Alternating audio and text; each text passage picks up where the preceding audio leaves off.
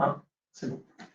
Bonjour à toutes, bonjour à tous, bienvenue dans ce webinaire piloté par EM Lyon Business School. Donc, je suis Marie-Rachel Jacob, professeure chercheuse en management stratégique des ressources humaines et j'ai le grand plaisir d'être accompagnée aujourd'hui par Camille Bessy. Alors bonjour à tous, bonjour à toutes, je m'appelle Camille Bessy et je suis responsable talent et compétences management au sein de la direction People and Culture de Renault Trucks Groupe Volvo. Donc aujourd'hui, nous allons croiser les regards, Camille et moi-même, au sujet de l'attractivité et de la fidélisation des salariés dans une industrie en transition. Donc le plan est le suivant, je vais commencer par vous présenter avec quelle approche on utilise pour enseigner le management stratégique des RH à EM Lyon. Ensuite, nous ferons un point sur la situation de transition à proprement parler de Renault Trucks, donc employeur de référence dans la région lyonnaise et partenaire de EM Lyon Business School. Et dans une troisième partie, qu'on développera plus longuement, nous allons véritablement croiser les regards sur les pratiques RH de Renault Trucks, donc dans ce contexte de transition. Voilà, donc pour celles et ceux qui nous rejoignent, je suis Marie-Rachel Jacob et je suis accompagnée de Camille Bessy. Pour notre première partie sur l'approche stratégique du management des ressources humaines telle qu'enseignée à EM Lyon, donc nous abordons cette fonction essentielle à l'entreprise en considérant par nature les tensions qui traversent donc cette activité de gestion des ressources humaines. Donc nous pensons deux types de tensions. Donc la première étant la possibilité de mettre en adéquation les besoins de l'activité de l'entreprise et le travail humain. La deuxième tension étant justement de réussir à pouvoir satisfaire à la fois les besoins de l'entreprise et les souhaits des salariés. Donc, un écart effectivement entre ce que la production, ce que l'entreprise a besoin pour réussir ses objectifs économiques et les souhaits humains, professionnels des salariés.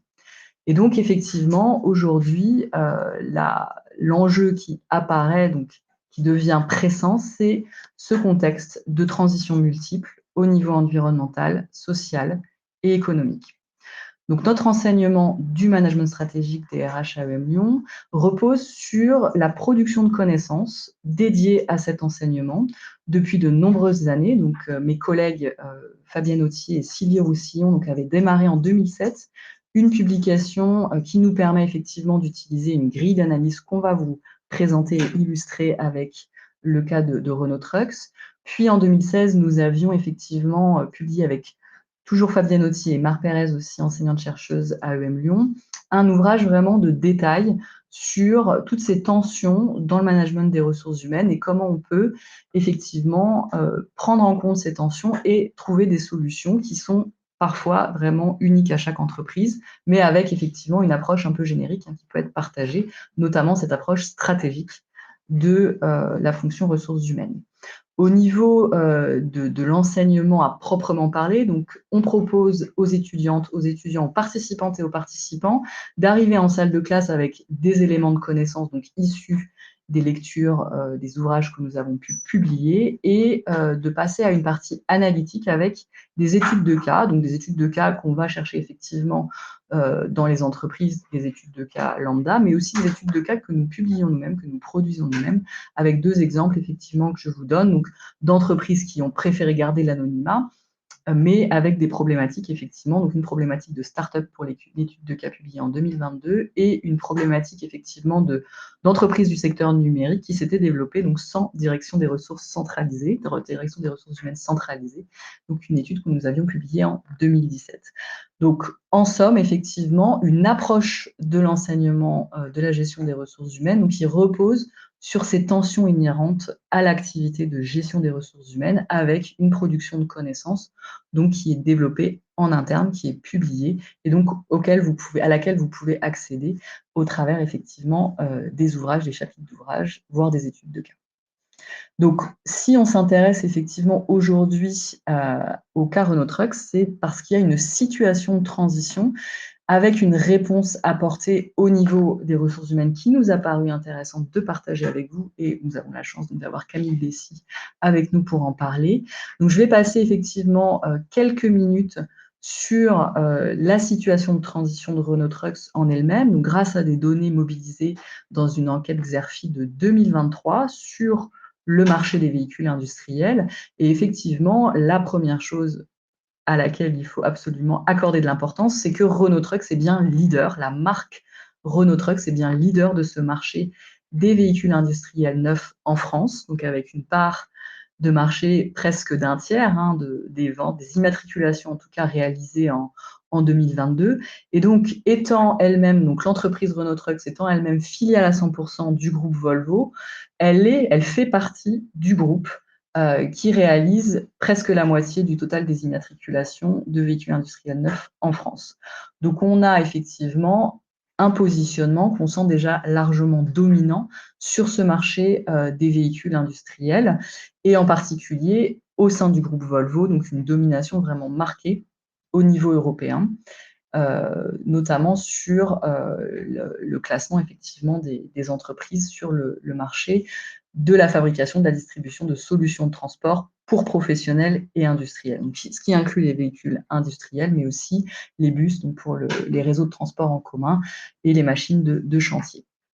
Donc, parler effectivement de véhicules aujourd'hui, de bus, nous fait effectivement tout de suite écho à une transition énergétique, un besoin de transition énergétique très fort, puisque cette technologie du véhicule, du moteur thermique, fait partie des technologies qui aggravent le bilan carbone, des émissions carbone.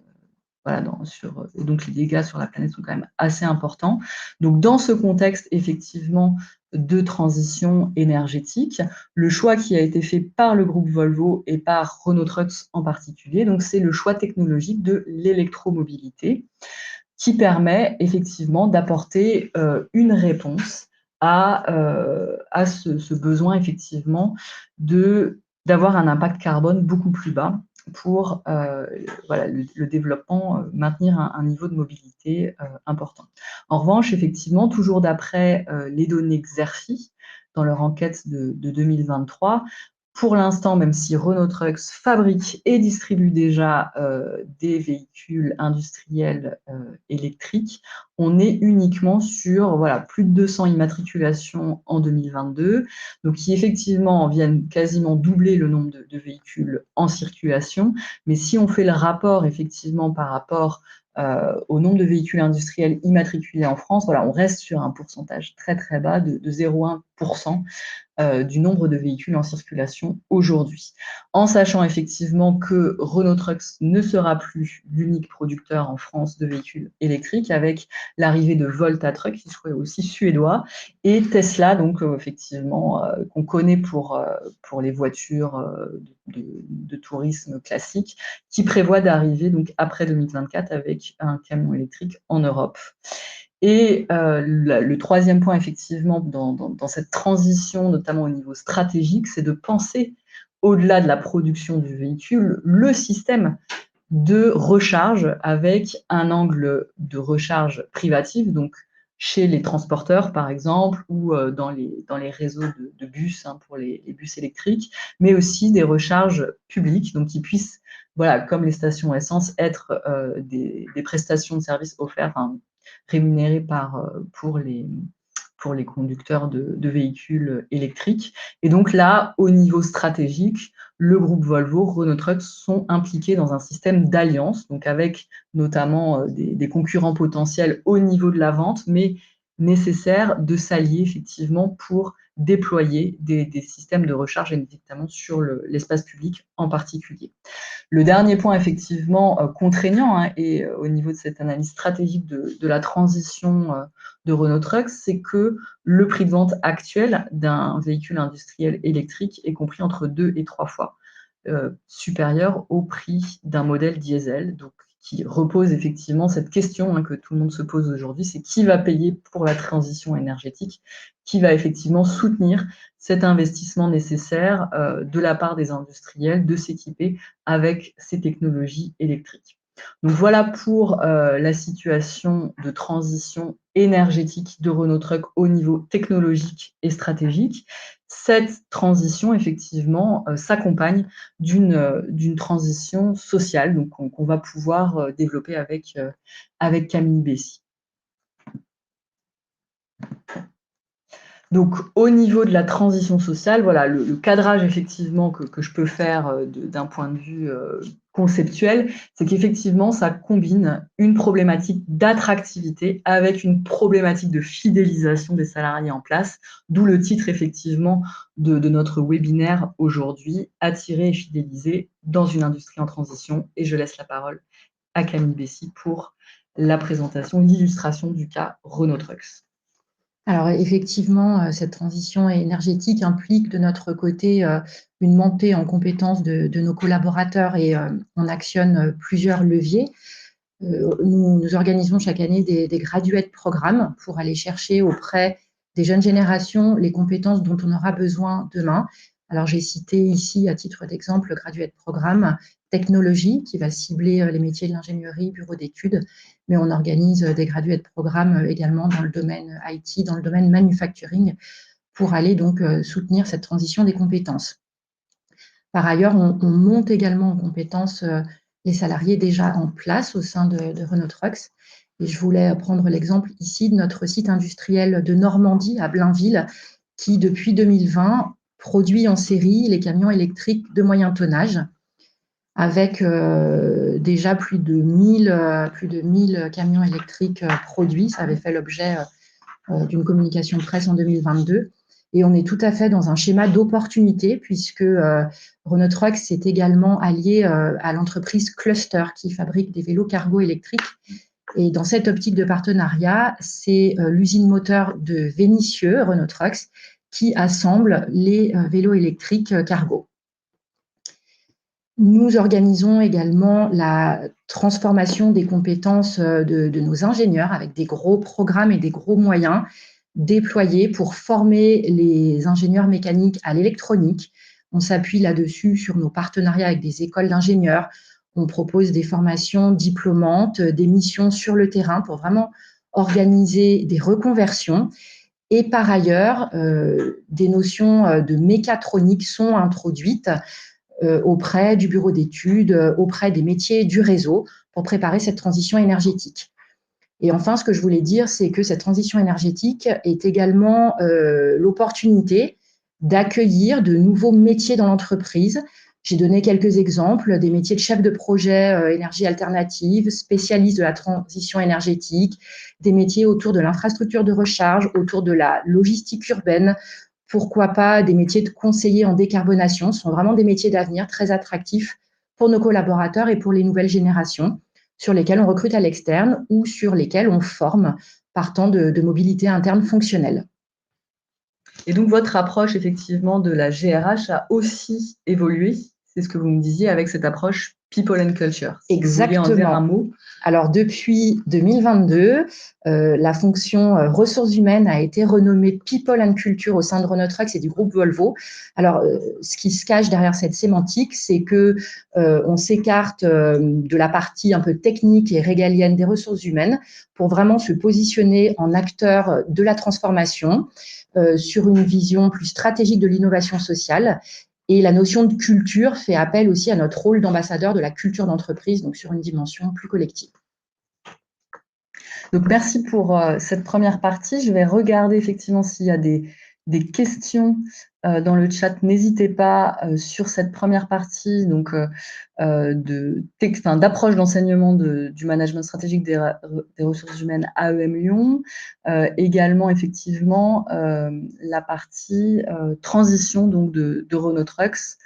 Donc, voilà. On laisse quelques secondes. En tout cas, n'hésitez pas même à poser des questions sur cette partie-là si ça vous vient par la suite. Nous nous ferons un plaisir d'y répondre ensemble. Donc là, nous avons présenté effectivement le contexte de cette transition énergétique, sociale, avec un investissement effectivement dans la fonction RH qui est également un repositionnement de son action, sur les points effectivement qu'on voulait partager avec vous en termes de regard croisé, donc de reprendre effectivement dans les grandes lignes l'approche stratégique du management des ressources humaines, donc qu'on mobilise à EM Lyon, en illustrant effectivement chaque point avec le cas de Renault Trucks, donc dans ce contexte qu'on vient de vous présenter. Mais avant effectivement de rentrer dans le détail des pratiques RH, donc l'enseignement effectivement qu'on propose à EM Lyon repose sur une analyse préalable véritablement du positionnement stratégique de l'entreprise, d'où management stratégique des ressources humaines. Et c'est en fonction de ce positionnement stratégique qu'on va ensuite analyser les pratiques RH pour évaluer leur performance, donc en lien avec ce positionnement stratégique, avec le contexte de l'entreprise. Et donc, ce qui est frappant, effectivement, dans le cas de Renault Trucks, c'est qu'on est sur une entreprise qui est historique, qui s'est fondée historiquement donc sur la construction de véhicules. C'était Maurice Berlier, je crois, les premières usines donc, à Saint-Priest. Et donc, cette entreprise historique, elle a maintenu une position de leader. On en a parlé préalablement, donc filiale à 100% de groupe Volvo depuis 2001, donc on a plus de 20 ans, donc une grande stabilité effectivement de l'actionnariat de Renault Trucks. Et ce qu'il faut souligner aussi dès à présent, c'est que c'est une entreprise qui est rentable.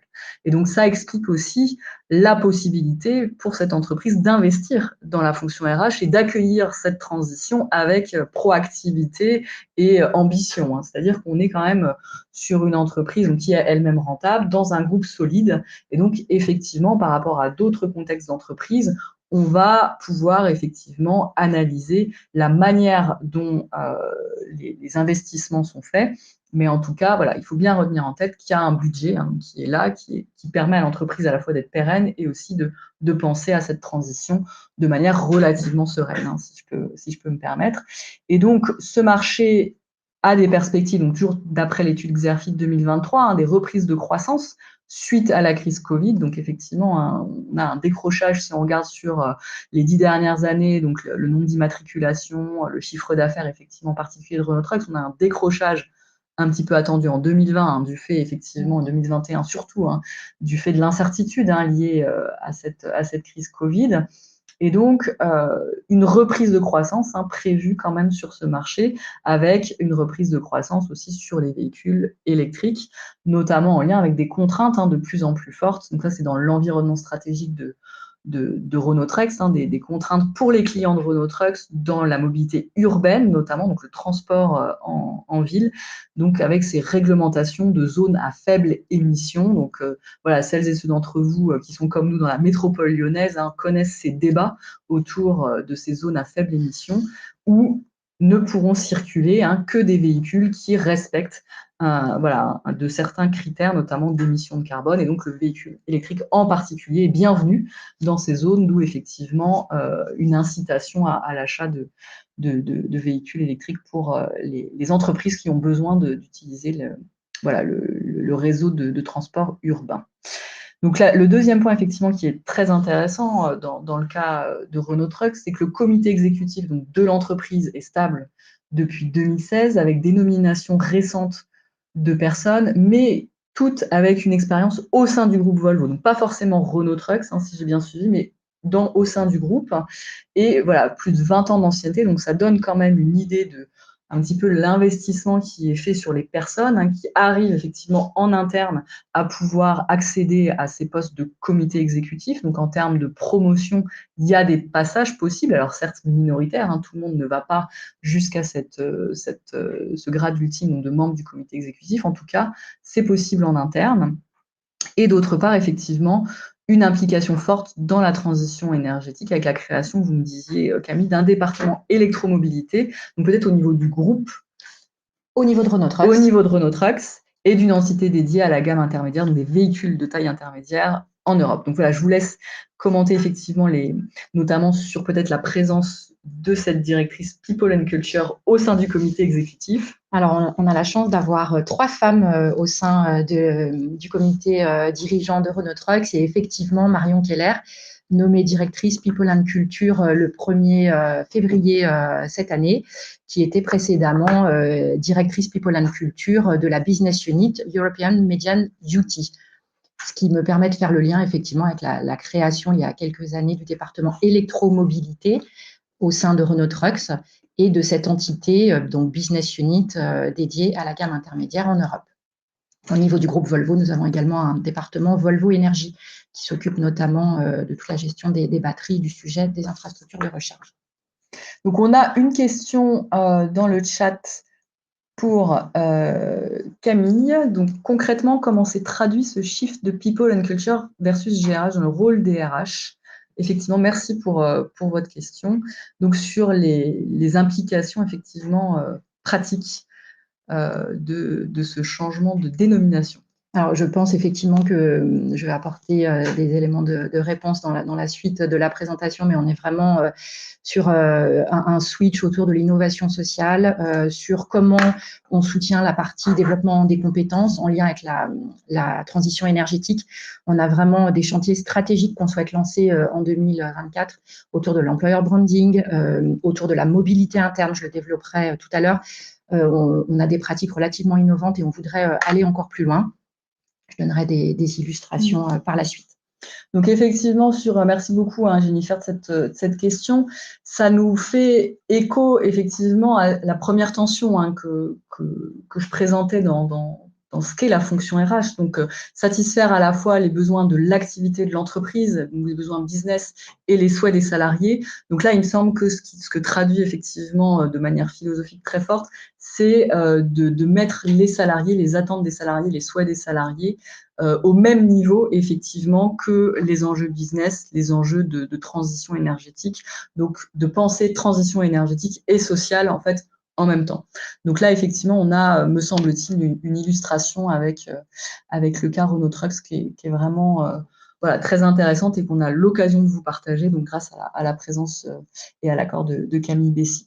Donc, si on devait finalement résumer ce positionnement stratégique de Renault Trucks, et c'est vraiment très important de le garder en tête pour ensuite analyser ces pratiques RH, elles ne viennent pas de nulle part et elles ne sont pas non plus... voilà, elles sont permises par une situation stratégique favorable. C'est ça, en tout cas, pour l'instant, on a quand même tous les signaux au vert, donc une domination stratégique en France, une contribution stratégique réussie au sein du groupe Volvo, donc on a vraiment des synergies, il y a quelque chose qui fonctionne très très bien sur la durée entre Volvo et Renault Trucks, sa filiale, et au niveau du comité exécutif, donc une stabilité aussi des personnes, un renouvellement avec effectivement une ouverture sur la diversité de genre, donc 3 femmes aujourd'hui, ce qui doit correspondre effectivement, on le verra, à la proportion de femmes dans le groupe, enfin dans l'entreprise, pardon, donc on est sur une proportion respectée. Et donc effectivement des personnes qui sont impliquées depuis très très longtemps dans le groupe Volvo qui se retrouvent à la tête de l'entreprise Renault Trucks. Donc tout cela, ça nous permet effectivement de comprendre comment techniquement c'est possible d'avoir un investissement en profondeur sur la relation d'emploi et sur un horizon temporel à long terme. Donc dans effectivement notre conceptualisation de cette approche stratégique des ressources humaines, donc avec mes collègues Fabienne Autier et Marc Pérez, donc on parle de régime de stabilisation, donc un investissement souhaité à long terme. Après, toute la question, effectivement, c'est de savoir si ce régime de stabilisation, il est réussi. Donc là, on pourra discuter effectivement des effets des pratiques RH de Renault Trucks, et avec effectivement quelque chose qui m'a semblé vraiment très intéressant, surtout aujourd'hui dans le contexte qu'on peut observer dans certaines entreprises, c'est un choix effectivement de cadres communs entre les cadres et les non-cadres, donc qui sont ouvriers, postés, on va le voir, dans les usines de Renault Trucks. Donc, nous passons effectivement à l'analyse des pratiques RH à proprement parler, avec effectivement cette grille. Donc, on a AEM Lyon en publication donc, depuis plusieurs années aujourd'hui, donc on appelle le mix social, qui contient 4 axes, 4 dimensions, une dimension d'emploi, de rémunération, de développement et de participation. Dans l'axe emploi, on va parler des options de flexibilité, de recrutement et de départ, Pour la rémunération, on va avoir effectivement 4 enjeux qui sont parfois en contradiction, hein, on en reparlera. Donc, compétitivité externe, équité interne, conformité légale et équilibre financier. Sur la partie développement, on s'intéresse à tout ce qui va être évaluation, formation, mobilité interne, segmentation des profils de salariés. Et pour la participation, donc on retient effectivement toutes les pratiques d'information, consultation, négociation avec les salariés et ou leurs représentants. Donc, sans plus attendre, je vous propose de passer à la dimension de l'emploi, donc avec, dans un premier temps, effectivement, les options de flexibilité. Donc, on retient effectivement 2 dimensions, une dimension de flexibilité externe versus flexibilité interne, qualitative versus quantitative. Et donc, je vous propose d'illustrer effectivement le cas Renault Trucks avec Camille Bessy, donc sur 3 des options de flexibilité qu'on a choisies. Alors, je vous donne quelques chiffres qui sont issus de notre bilan social au 31/12/2022. Effectivement, sur l'année 2022, nous avons intégré 800 salariés. On est dans un contexte business qui est très porteur et à mettre en relation avec 500 départs, tous motifs confondus, mais seulement 70% de démissions. Et on a analysé un petit peu ces démissions. Il s'agit principalement de salariés d'une moyenne d'âge de 40 ans, donc milieu de carrière, qui ont émis un souhait de reconversion ou qui ont pu aller chercher un challenge dans une autre entreprise. Donc là, si je peux me permettre simplement de rebondir effectivement avec le chiffre que j'ai donné entre parenthèses, c'est-à-dire que quand on analyse effectivement ces éléments-là, si vous voulez analyser ces éléments-là pour votre entreprise, ce qui va être important, c'est de se référer effectivement à des ratios plus génériques. Et donc là, si on fait le ratio de 70 démissions sur 500 départs, donc on est à 14% de démissions, de motifs de démission dans l'ensemble des départs, et on le met au regard effectivement du motif de démission dans l'ensemble des ruptures de CDI constatées en 2022, donc selon l'INSEE, et donc les ruptures de CDI par le motif de démission en 2022, on est plutôt sur un taux de 43,5%, donc ce qui indique quand même que chez Renault Trucks, donc il y a vraiment une part minoritaire du motif de démission dans les motifs de départ, ce qui va effectivement nous aider à penser un petit peu, à évaluer ce niveau de fidélisation des salariés. Alors, nous sommes environ 7 300 salariés en CDI avec une moyenne d'âge de 44 ans, 23% de femmes dans l'entreprise et on se donne l'ambition d'avoir 35% de femmes d'ici à 2030. Donc, on actionne différents leviers pour améliorer la mixité de nos métiers. Et à noter qu'environ 50% de l'effectif est dit blue collar, donc ouvrier sur les lignes de production, en travail posté.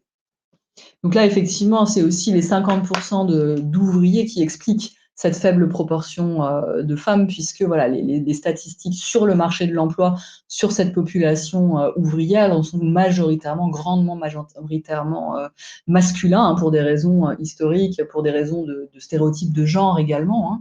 Donc effectivement, toutes les entreprises qui ont des sites de production industrielle, notamment voilà, sur ces métiers voilà, dits un peu voilà, lourds, etc., vont avoir ces taux de femmes plutôt faibles. Donc j'imagine que chez les cadres, vous avez une meilleure proportion de femmes, oui, voilà, sur les fonctions support, ou comme on voit effectivement, nous, dans les effectifs d'étudiants à EMU, on est quasiment sur une parité parfaite, hein, ce qui est moins vrai en école d'ingénieur, mais c'est vrai que pour l'école de commerce, voilà, on arrive effectivement à avoir tout métier confondu, je dirais, une bonne parité. Mais c'est vrai que voilà, le métier industriel voilà, donne toujours effectivement des proportions de femmes plus faibles que dans d'autres secteurs plus tertiaires. Absolument. Et la question m'a été posée des moyens utilisés sur la flexibilité externe qualitative. Donc, dans les sites de production, on a recours à des agences intérimaires qui sont implantées directement sur nos sites de production et qui connaissent très bien et nos métiers et nos enjeux de diversité. Donc ça, c'est plutôt propre à l'environnement industriel. Et ensuite, bien sûr, on a des partenariats avec des sociétés de conseil en ingénierie, en informatique, essentiellement sur la partie bureau d'études et informatique, ce qui nous permet d'absorber les accroissements temporaires d'activité liés à du projet. Je vous laisse aller sur la flexibilité interne qualitative. Oui, puisqu'on a un accord GPEC dans l'entreprise qui clairement met l'accent sur la mobilité interne. La politique de mobilité interne pour Renault Trucks et le groupe Volvo en France donne vraiment une priorité à la mobilité interne. Dans nos principes, toutes les offres d'emploi à pourvoir sont systématiquement publiées et réservées à nos collaborateurs pendant 15 jours, et seulement quand la compétence manque en interne, à ce moment-là, on se donne les moyens d'aller chercher la compétence à l'extérieur. Mais vraiment, le principe, c'est qu'à compétence équivalente, nos salariés ont la primeur de ces opportunités dans une optique de pouvoir se développer professionnellement, et c'est ce qui explique aussi que nos salariés soient fidèles à l'entreprise.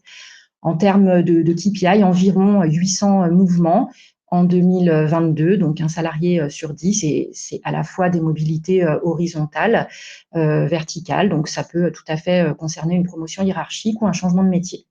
Donc là, effectivement, la conclusion pour cette première analyse, c'est vraiment que chez Renault Trucks, on a une gestion de la flexibilité qui est tournée vers l'interne. C'est-à-dire que même s'ils sont dans un contexte de croissance nette des effectifs, donc il y a une grosse activité de recrutement, la priorité pour effectivement pourvoir les postes est donnée d'abord à l'interne. Et si on regarde effectivement si on reprend la synthèse des chiffres partagé effectivement par Camille Bessy. Donc on voit déjà quand même, sans suspense, un bon niveau d'attractivité et de fidélisation des collaborateurs. Donc je regarde effectivement dans le chat si on a une question. Les attentes des candidats jeunes diplômés, effectivement. Donc là, je vous propose qu'on passe à la deuxième slide, sur l'axe emploi, qui permettra effectivement de répondre à cette question, la question de l'attractivité des jeunes diplômés. Puisqu'on avait prévu effectivement une dimension sur cette partie.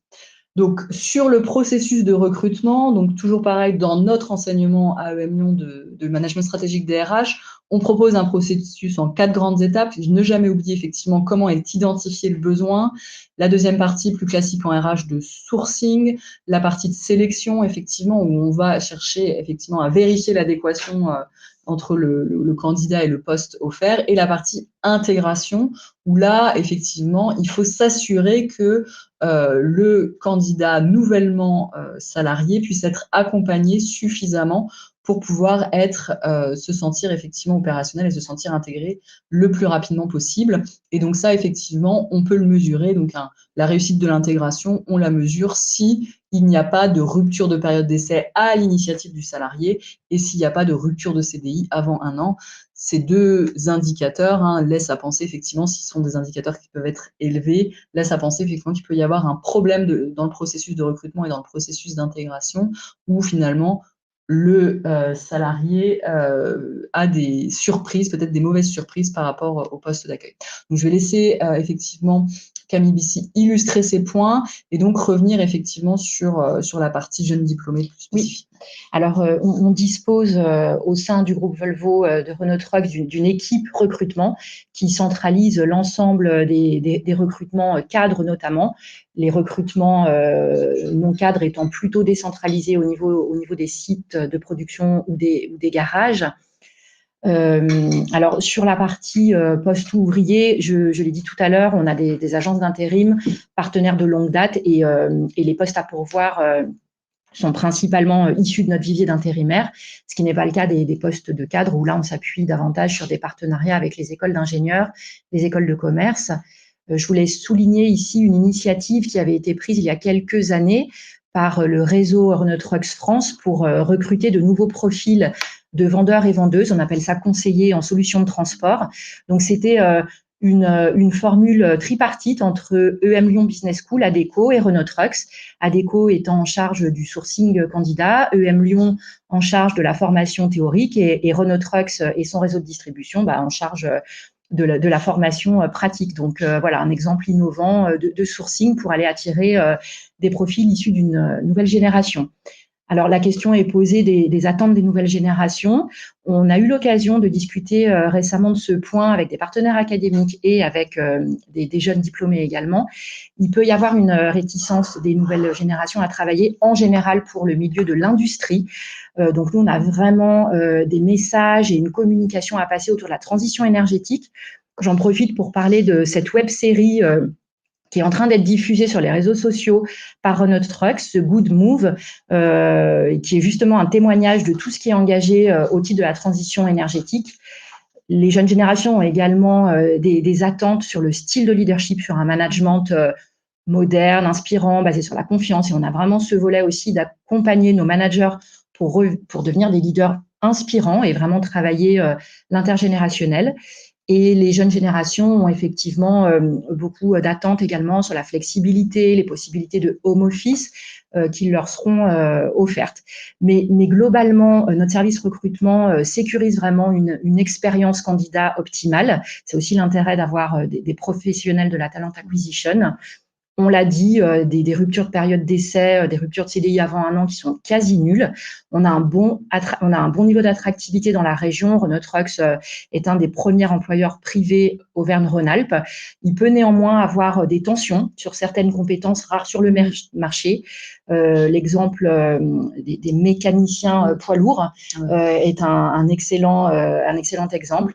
De la même façon, certains métiers de l'informatique, la data, certaines parties de l'électronique, de la maintenance peuvent être un petit peu plus difficiles à trouver en externe.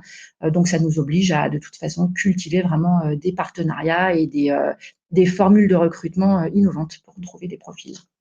Merci beaucoup pour ces éléments donc, sur l'axe emploi. Donc, je vais regarder s'il nous reste des questions, effectivement.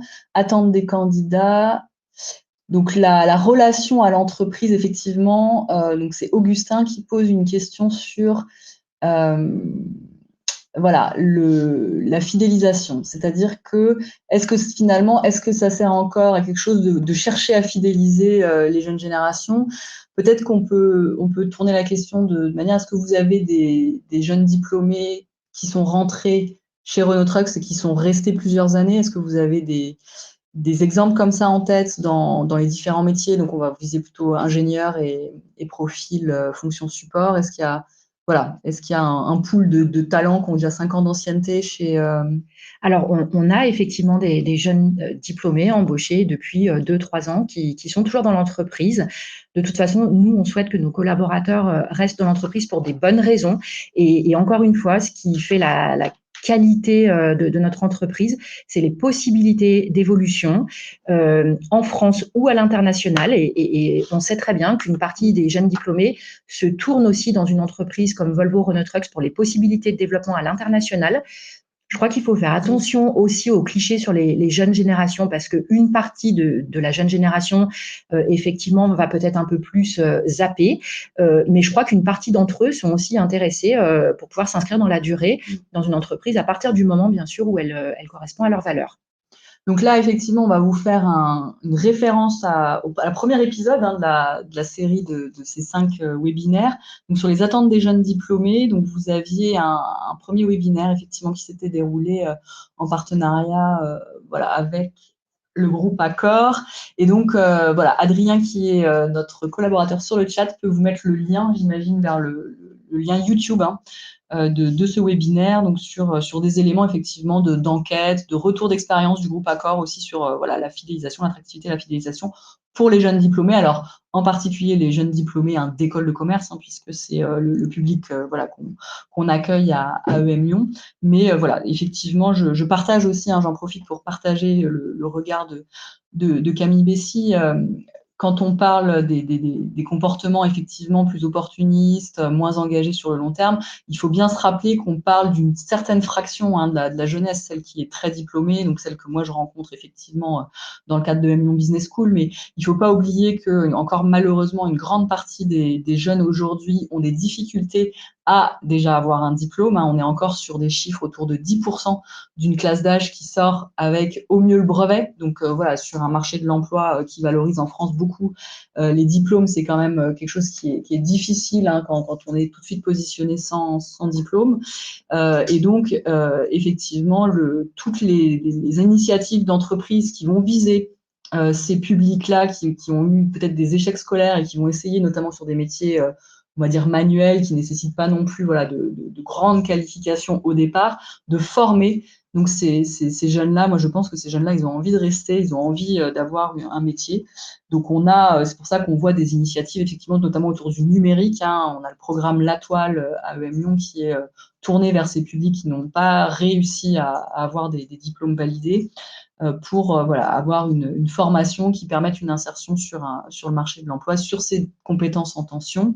Et donc, voilà, ces jeunes-là, voilà, à mon avis, si vous leur posez la question, et c'est pas à mon avis, on le sait dans les enquêtes de sortie d'études, enfin, de sortie du système éducatif, ces jeunes-là, ce qu'ils attendent, c'est une stabilité de l'emploi. Donc, voilà, effectivement, qui permet de nuancer un petit peu voilà, cette vision. Donc, certes, les jeunes qui ont le choix, ben, ils exercent ce choix. C'est surtout des jeunes diplômés, très diplômés, Bac+5. Et les jeunes bah, qui ont moins le choix, effectivement, ont encore quand même une attente de stabilisation par le CDI, tout simplement parce que ça leur permet d'accéder au logement, à une certaine autonomie financière et donc à des projets, pouvoir avoir des congés, partir en vacances. Donc voilà, attention effectivement quand on parle des jeunes, de savoir de quels jeunes on parle. Donc, s'il n'y a pas de questions supplémentaires, je vous propose qu'on passe à l'axe rémunération. Donc, on va s'intéresser à l'ensemble des modalités de rétribution des salariés. On va le voir, pas uniquement des modalités financières. Donc, sur cet axe rémunération, je vous l'introduisais, nous, on s'intéresse à la compétitivité externe, à l'équité interne, à la conformité légale, donc très important, effectivement, pour la base effectivement juridique, hein, l'assise juridique de cette fonction RH, et à l'équilibre financier. Donc c'est là effectivement où la direction, la fonction RH discute avec la fonction financière des entreprises pour savoir quelle est l'enveloppe, quelle est la possibilité sur cette rémunération pour les salariés. Donc je vais laisser effectivement Camille Bessy illustrer ces 4 points. Alors, notre politique de rémunération s'appuie sur des benchmarks de façon à être très en lien avec les données marché et actualisées chaque année. Dans le groupe Volvo et chez Renault Trucks, notre politique de rémunération s'appuie sur un socle d'avantages sociaux qui sont multiples. Bien sûr, la rémunération directe, mais pas que. On va offrir des facilités sur le site, type place en crèche, salle de sport, conciergerie, la prise en charge de titres de transport, l'accord d'intéressement, de participation. Si on revient à des données, notre revenu minimum annuel garanti, le RMAG, se situe à 40% au-dessus du SMIC. Et notre salaire d'accueil des jeunes diplômés est fixé à 3 350 € brut mensuels, ce qui est également au-delà des données marché. Ensuite, sur l'équité interne, on s'appuie sur un système de grading. Et cette structure de rémunération, à la demande des salariés, peut tout à fait être communiquée de façon à expliquer aux salariés son positionnement en interne et au regard des données de marché. Sur la rémunération variable, tous les collaborateurs du groupe Volvo disposent d'un variable. La particularité chez Renault Trucks, c'est qu'il s'agit, alors je parle du cas général, d'objectifs collectifs qui sont basés sur des indicateurs financiers et c'est plus récent, des indicateurs de vente de véhicules électriques, puisque bien sûr, c'est en lien avec notre transition énergétique. On travaille sur l'égalité professionnelle à différents niveaux, également sur le domaine de la rémunération et notre index légal sur la rémunération et sur les écarts entre les femmes et les hommes est à 88%, ce qui est un très haut score en comparaison des entreprises de l'industrie. Sur la question des augmentations et de comment sont gérées les révisions de salaire, on est une entreprise de tradition industrielle et donc cette population ouvrière non cadre a plutôt tendance à être gérée collectivement par des augmentations générales, là où les cadres vont plutôt être évalués en fonction de leur performance long terme et de leur positionnement salarial dans la structure de rémunération et donc avec des augmentations individuelles. En centrale, People and Culture, nous avons des équipes Compensation and Benefits qui contrôlent les arbitrages budgétaires et qui notamment vérifient la distribution et l'équité entre les femmes et les hommes. Donc, merci pour cette première approche de la rémunération qu'on voit vraiment tourner vers le collectif, hein, d'une approche historique effectivement liée à la population ouvrière, mais également sur cette question de la rémunération variable. Donc, on en parle effectivement dans notre ouvrage Des ressources ou des hommes paru en 2016. Toute la difficulté, c'est d'arriver à rendre cette rémunération variable cohérente avec l'effort collectif qui doit être produit par l'entreprise. Et donc, effectivement, on insiste dans notre ouvrage sur les dérives hein, du variable sur des critères individuels et notamment sur des comportements qui vont être orientés pour effectivement maximiser l'atteinte de l'objectif individuel, parfois au détriment de l'objectif collectif. Donc là, typiquement, on voit chez Renault Trucks un choix de mettre certes une rémunération variable déjà pour tous et toutes, quel que soit le niveau cadre, non cadre, mais d'arrimer effectivement le calcul de ce variable sur des objectifs collectifs et non pas individuels. Donc, on a une question effectivement sur le chat. Le revenu minimum annuel garanti au niveau du calcul, est-ce que vous pouvez revenir sur la formule? Oui, alors oui, c'est une précision importante. Effectivement, revenu minimum annuel garanti comprend le salaire de base 35 heures, corrigé de l'indice correcteur et avec un certain nombre de primes, par exemple, prime conditions de travail ou prime d'ancienneté. Voilà. Donc, merci beaucoup, Jennifer, pour cette question. Merci, Camille, pour la réponse. Et je vous propose de passer aux éléments non financiers, effectivement, de l'axe rémunération, donc la rétribution dans son ensemble inclut effectivement des ingrédients non financiers qui sont très intéressants, je trouve, dans l'approche de Renault Trucks. Donc, je vais vous laisser les présenter. Alors, j'ai commencé à les citer, mais effectivement, des facilités sur les différents sites de l'entreprise. J'ai cité la conciergerie, le restaurant d'entreprise, les salles de sport, l'accessibilité également par les transports en commun de nos sites. Et pour faire le lien avec la question sur les attentes des nouvelles générations, c'est clairement un atout en termes d'attractivité. On est également, alors sur la partie tertiaire, en train de rénover un certain nombre d'espaces de travail selon une logique qui s'appelle ABW, Activity Based Workspace. Donc, ce sont des espaces de travail conçus comme modulaires avec différents espaces qui doivent s'adapter au type d'activité, complètement ouverts, bien sûr, pour favoriser la coopération, l'innovation et avec une prise en charge de l'ergonomie, avec vraiment toute une logique de santé au travail. Donc là, je me permets juste de faire la promotion effectivement du webinaire précédent de cette série qui était dédié justement à l'organisation de l'espace de travail, présenté par mon collègue Thierry Pic et donc des entreprises partenaires effectivement qui ont de l'expérience en plus de celle de Renault Trucks sur ces questions-là. Donc je pense qu'on peut mettre un lien aussi vers ce webinaire pour compléter effectivement cette approche des espaces de travail. Alors bien sûr, au titre de l'inclusion, on travaille beaucoup sur le volet équilibre entre vie professionnelle et vie personnelle. J'ai cité les places en crèche qui permettent aux jeunes parents de trouver plus facilement un mode de garde. Et en ce qui concerne le télétravail, alors comme toutes les entreprises en France, on a été concernés par le confinement. Je ne sais pas si on était complètement prêt à ce moment à basculer à 100% en télétravail, mais en tout cas, on a appris en marchant, on s'est adapté. Et donc, le confinement passé, on a rédigé cette charte de télétravail pour capitaliser sur toutes les bonnes pratiques acquises pendant le confinement pour aller sur un déploiement rapide à l'échelle de l'entreprise. Et on est vraiment sur une logique de décentralisation. Alors, la règle générale, c'est de permettre aux collaborateurs d'effectuer 2 jours par semaine à domicile. Mais le manager décide derrière en équipe des modalités concrètes d'application. Bien sûr, ça s'applique à une partie de nos collaborateurs, pas au travail posté, c'est évident. On a une question sur le flex office. Le flex office, ça va être le bureau non attribué, oui. C'est ça? Oui, exactement. Alors, c'est effectivement la tendance liée à Activity Workspace.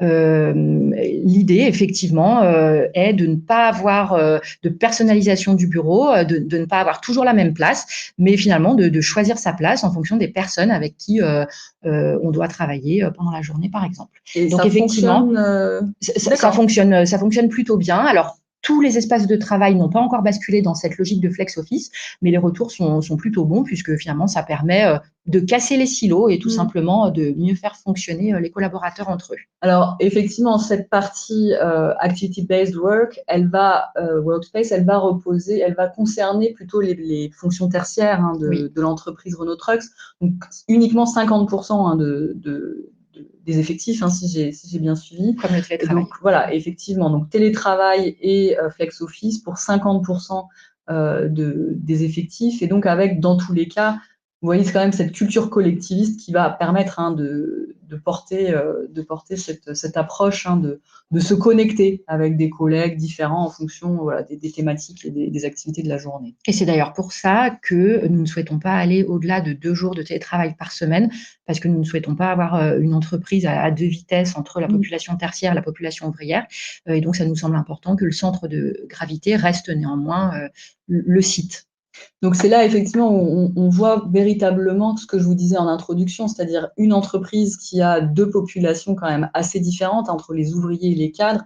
Il y a quelques ajustements, on l'a vu au niveau de la rémunération, donc des augmentations collectives pour les ouvriers, plus individualisées pour les cadres. Mais globalement, on a une entreprise qui cherche à garder un cadre commun, intégrateur à ces 2 populations, en ayant effectivement une démarche plutôt presque collectiviste, de se dire, bon, voilà, il y a des personnes qui auraient des souhaits individuels de plus de télétravail pour les cadres ou d'avoir leur propre bureau, mais on essaye effectivement de garantir un cadre commun qui soit un peu équitable dans cette logique-là. Donc si on regarde effectivement l'axe rémunération, on a un package donc avec les éléments dont on avait parlé plutôt financiers, des éléments non financiers qui est jugé attractif par les salariés, mais aussi par les jeunes générations. C'est ce que vous me disiez, notamment ces 2 jours de télétravail sont bien perçus par les jeunes diplômés qui n'auraient pas voulu forcément plus. Donc ça, c'était effectivement une surprise de votre part, vous m'aviez dit, oui. Finalement, vous avez trouvé le public qui vous convient en termes d'investissement dans l'axe rémunération, en tout cas sur la partie vie personnelle et vie professionnelle. Donc, je vous propose de passer à l'axe développement, qui est l'axe finalement le plus investi par Renault Trucks, qui concerne les compétences des salariés déjà en poste.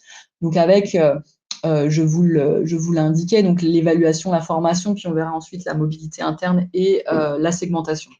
Donc, à vous la parole, Camille, effectivement, pour illustrer Oui. Sur la partie évaluation de la performance, le groupe Volvo a investi il y a quelques années dans une nouvelle approche Performance Touchpoint qui implique une démarche de dialogue continu entre le manager, ses collaborateurs et qui repose sur la co-construction d'objectifs collectifs et d'objectifs individuels. On est sorti d'une approche un petit peu plus hiérarchique où le manager définissait des objectifs annuels pour aller sur une approche un peu plus souple, mais qui est vraiment basée sur un dialogue et un support du manager pour co-construire une feuille de route. Ça va de toute façon en lien avec la philosophie de leadership du groupe Volvo. Everybody takes the lead. C'est vraiment de dire que, bien sûr, les managers, les personnes qui ont une équipe à gérer, ont des responsabilités supplémentaires et notamment en tant que manager, ils doivent donner une vision à leur équipe, un cap, aider à la priorisation et donner du support. Ça peut être du support financier, du support de compétences, du support logistique, de façon à ce que les collaborateurs, les équipes puissent réussir les missions.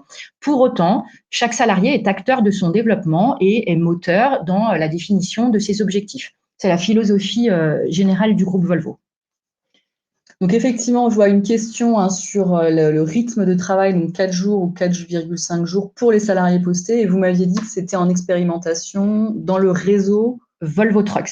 Exactement. Alors, ça fait partie des réflexions que nous avons.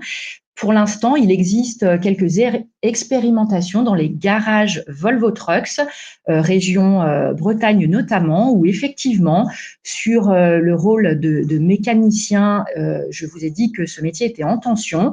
Donc, le choix est laissé aux nouveaux entrants de choisir un temps de travail réparti sur 5 jours ou sur 4 jours. Alors, la RH, en l'occurrence, me disait que la solution d'une semaine à 4 jours n'est pas systématiquement choisie pour différentes raisons, mais en tout cas, il est fortement apprécié d'avoir cette flexibilité sur le temps de travail. Donc voilà, c'est quelque chose auquel on réfléchit. On n'est pas engagé pour l'instant à généraliser le dispositif, mais en tout cas, ça a bien répondu à un besoin d'attractivité sur certains métiers du garage. Donc, je vois le temps qui passe, effectivement, malheureusement, on va devoir accélérer pour tenir le délai. En tout cas, ce qu'il faut retenir effectivement sur cette dimension d'évaluation, c'est qu'elle touche aussi la philosophie de ce que c'est un manager chez Renault Trucks. Et donc, tout est encore une fois dans une recherche de cohérence d'ensemble. On essaie effectivement, dans cette entreprise, de relier les différentes dimensions, notamment au niveau du développement des salariés. Donc, sans surprise, effectivement, on va trouver un fort investissement dans la formation du groupe Volvo, donc au niveau du groupe lui-même. Donc, il y a une université d'entreprise en France et dans 3 autres pays dans le monde. Donc, on a un chiffre, effectivement, ce qui est intéressant, c'est de regarder par salarié, donc une moyenne de 15 heures de formation par an et par salarié, c'est quand même quelque chose qui est assez important, me semble-t-il. Surtout que c'est une moyenne, donc ça veut dire que certains vont avoir plus et d'autres moins en fonction des années.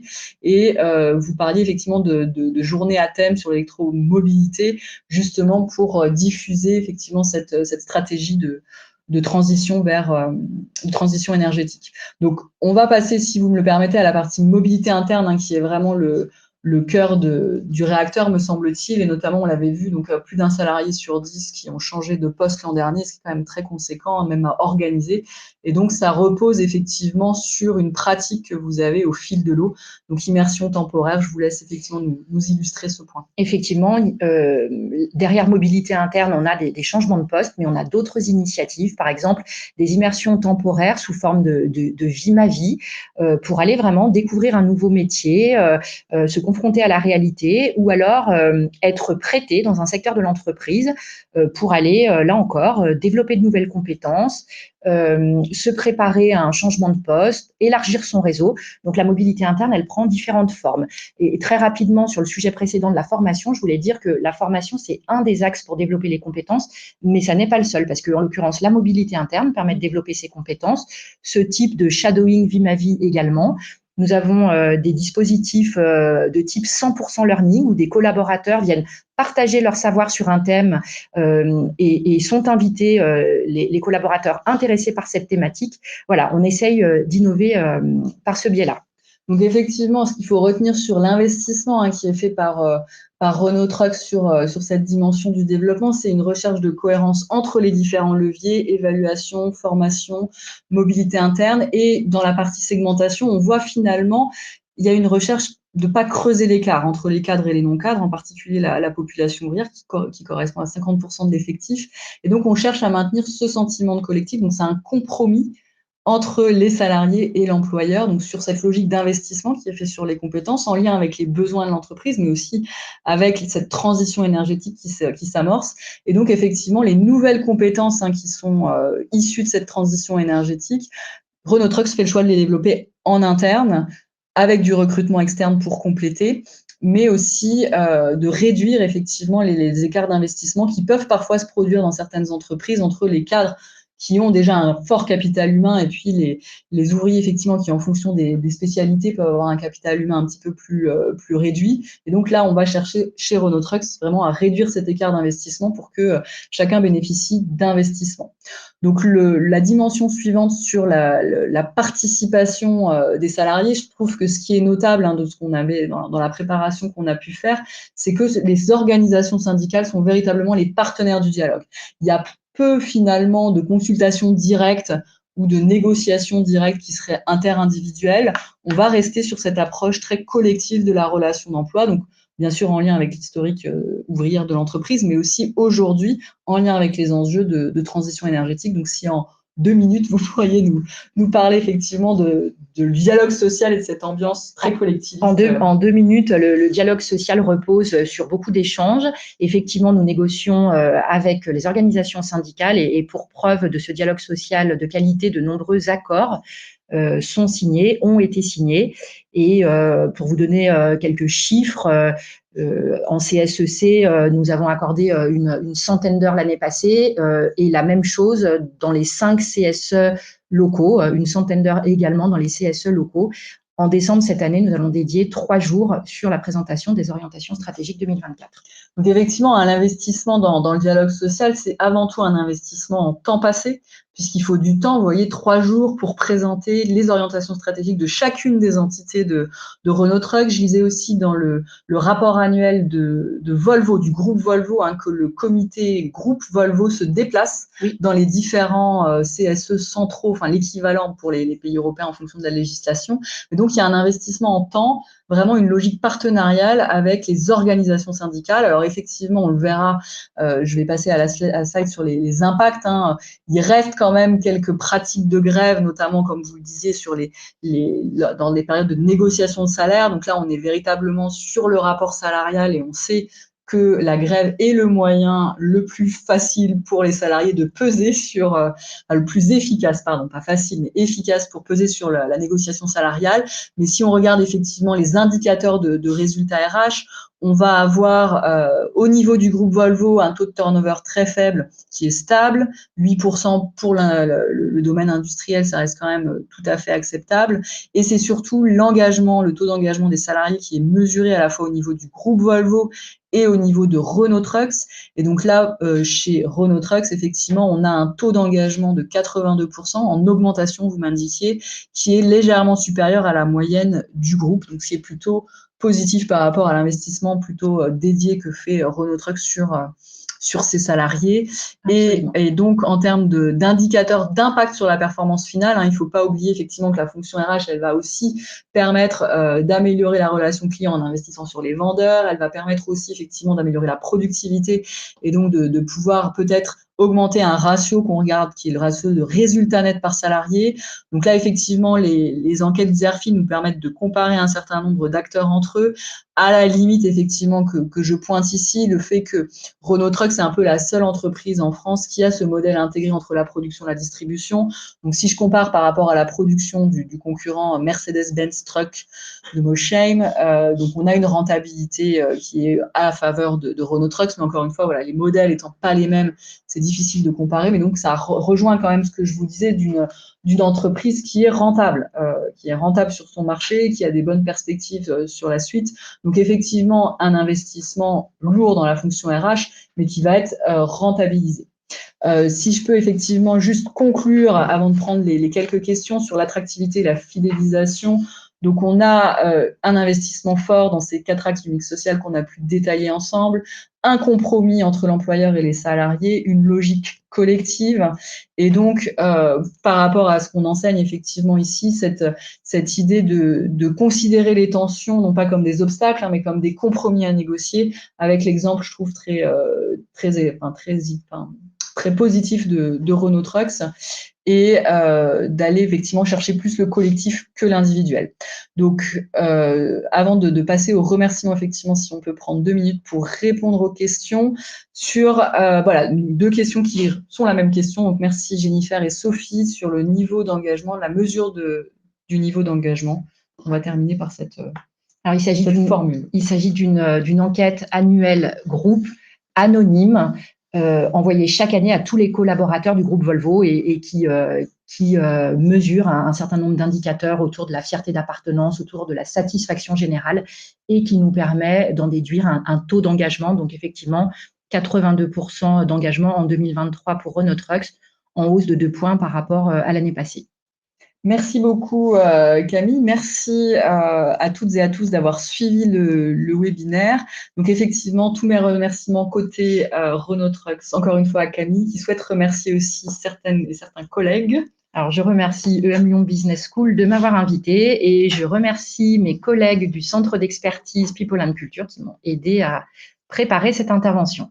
Et donc, pour la partie EM Lyon, effectivement, Margot Laurent, Adrien Lacour, qui était dans back-office et dans toute l'organisation technique et logistique de ces webinaires, Ludivine Toutounji, qui nous a mis en relation, donc Camille Bessy et moi-même, avec grand plaisir. Encore merci à tous. S'il reste 15 secondes, effectivement, pour prendre la question sur l'enquête externalisée, donc la suite de la question sur le taux d'engagement, est-ce que c'est un prestataire qui vous réalise l'enquête? On s'appuie effectivement sur un fournisseur externe pour mener cette enquête. Il s'agit d'une enquête Glint. Donc encore merci à toutes et à tous. Merci à celles et ceux qui revisionneront ce webinaire donc en replay. On vous souhaite une excellente journée. Au revoir. Au revoir.